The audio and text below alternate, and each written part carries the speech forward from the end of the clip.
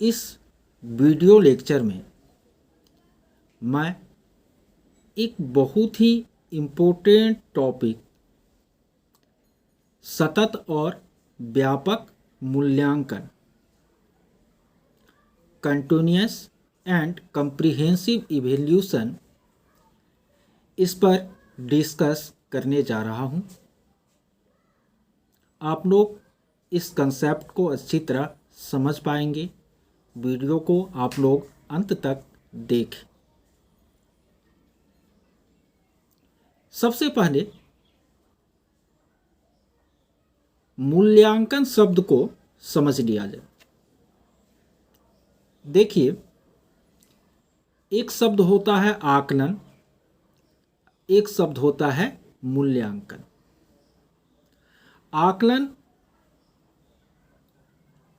Imaginary प्रक्रिया है, जबकि आकलन का बृहत रूप मूल्यांकन है।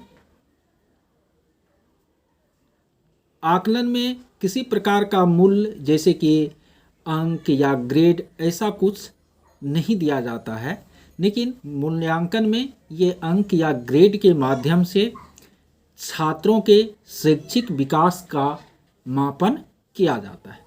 खैर, आकलन और मूल्यांकन पर मैं एक और इसके बाद वीडियो बनाऊंगा, उससे आप लोगों को समझ में आ जाएगी। यहाँ मेरे चर्चा का केवल उद्देश्य है सतत और व्यापक मूल्यांकन को समझाना।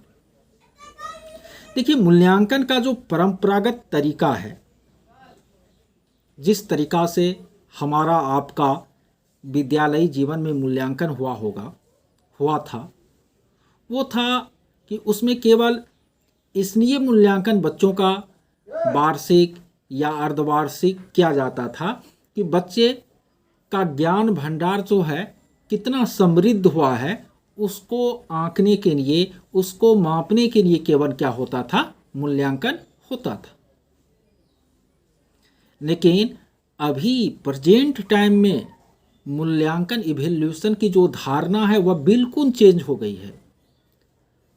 बच्चे का ज्ञान भंडार कितना समृद्ध हुआ, आज उस बात के लिए मूल्यांकन नहीं किया जाता है, बल्कि इसके लिए मूल्यांकन किया जाता है कि शिक्षक यह जांच पाए कि उन्होंने जिन शिक्षण विधियों का इस्तेमाल किया कक्ष में, वह बच्चों के लिए कितना उपयोगी साबित हुआ, उनके शिक्षण प्रक्रिया में कहाँ त्रुटि रह गई।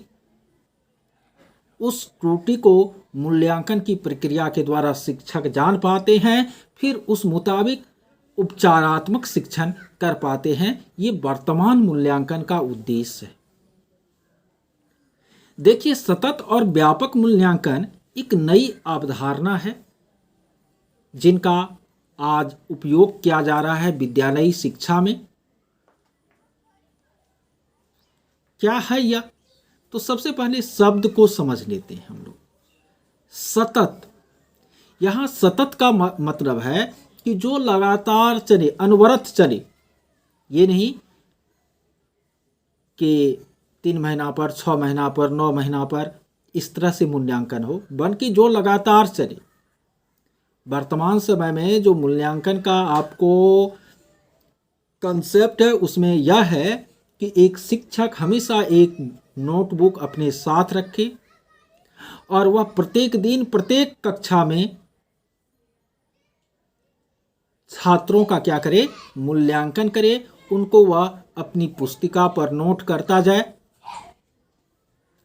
और वह प्रतिदिन जो छात्रों के व्यवहार का परीक्षण कर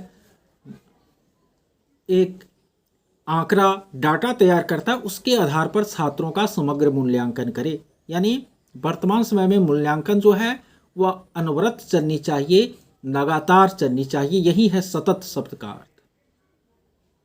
और व्यापक शब्द का क्या अर्थ है?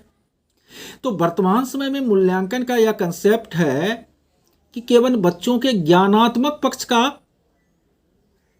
मूल्यांकन नहीं करना है, बल्कि बच्चों के सामाजिक विकास के पक्ष का, संवेगात्मक विकास के पक्ष का, शारीरिक विकास के पक्ष का, इन सब का क्या करना है? मूल्यांकन करना है, केवल ज्ञानात्मक पक्ष के नहीं। यही है व्यापक शब्द का अर्थ।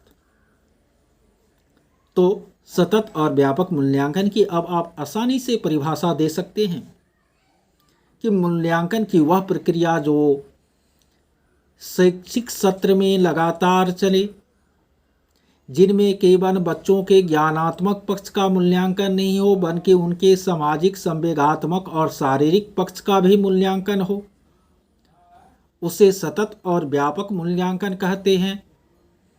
और इस मूल्यांकन का उद्देश्य यह जांचना नहीं होता कि छात्र का ज्ञान भंडार कितना समृद्ध हुआ, बल्कि इस मूल्यांकन का जो मुख्य उद्देश्य होता है वह यह होता है कि सिखाने की जो प्रक्रिया शिक्षक के द्वारा अपनाई गई वह कितनी सफल हो पाई है। सतत और व्यापक मूल्यांकन इस बात का विरोध करता है कि कोई बाह्य परीक्षक, एक्सटर्नल एग्जामिनर आकर के विद्यार्थी का मूल्यांकन करे, बल्कि वह इस बात का समर्थन करता है कि जो शिक्षक शिक्षण कर रहे हैं वही छात्रों का क्या करे? मूल्यांकन करे। तो ये सतत और व्यापक मूल्यांकन का कंसेप्ट है, जो कि वर्तमान समय में जो बाल केंद्रित और प्रगतिशील शिक्षा की अवधारणा है उनके अनुकूल है। आप लोग सतत और व्यापक मूल्यांकन को कुछ हद तक समझ गए होंगे। आकलन और मूल्यांकन टॉपिक पर मैं फिर एक वीडियो सीरीज लेकर के आ रहा हूँ, तो उससे आप इसको और अच्छी तरह समझ पाएंगे।